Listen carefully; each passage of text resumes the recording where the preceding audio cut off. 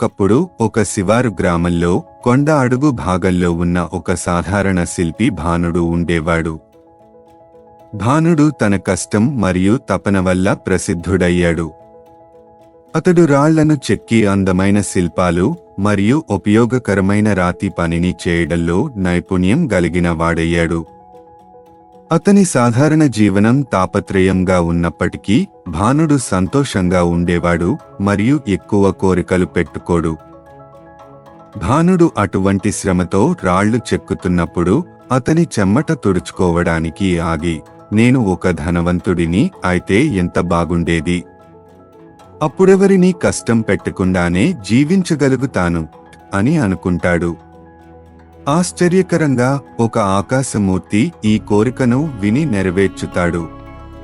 ఒక క్షణంలో భానుడు ధనవంతమైన వ్యాపారవేత్తగా మారాడు. అతనికి మంచి పనులు, గొప్ప ఇల్లు మరియు ఖర్చు చేయడానికి తగినంత బంగారం ఉంది. కొంతకాలం భానుడు తన కొత్త జీవితం ఆనందించాడు.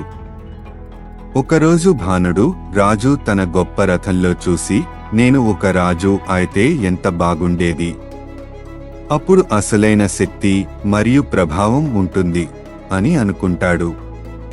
ఆకాశమూర్తి అతని కోరికను విని దాన్ని నెరవేర్చుతాడు. ఇప్పుడు భానుడు రాజుగా మారాడు, రాజ్యం మొత్తం పాలిస్తున్నాడు. కానీ కఠోరమైన సూర్యుడు అతనికి ఇబ్బంది కలిగించాడు.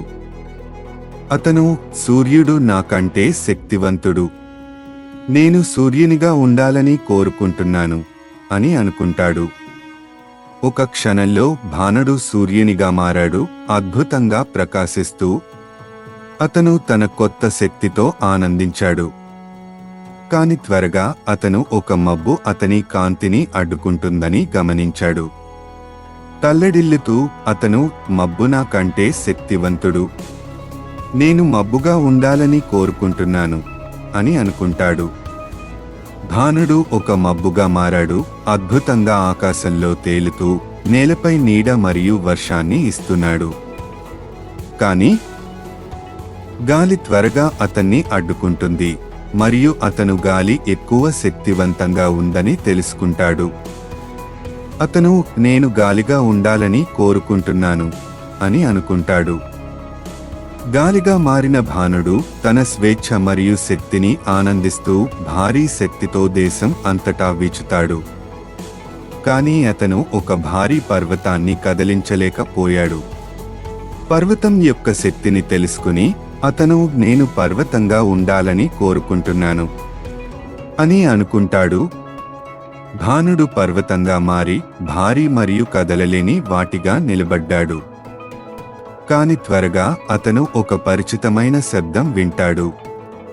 శిల్పి సాధనాలను ఉపయోగించి గొప్ప పర్వతం నుండి ముక్కలు తీసుకోగలడు అని తెలుసుకున్నాడు. ఆ క్షణంలో భానుడు నిజమైన శక్తి మరియు సంతృప్తి మన అంచెల్లో ఉంటాయని అర్థం చేసుకున్నాడు.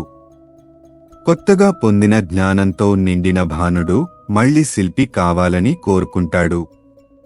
ఆకాశమూర్తి అతని చివరి కోరికను విని దాన్ని నెరవేర్చుతాడు.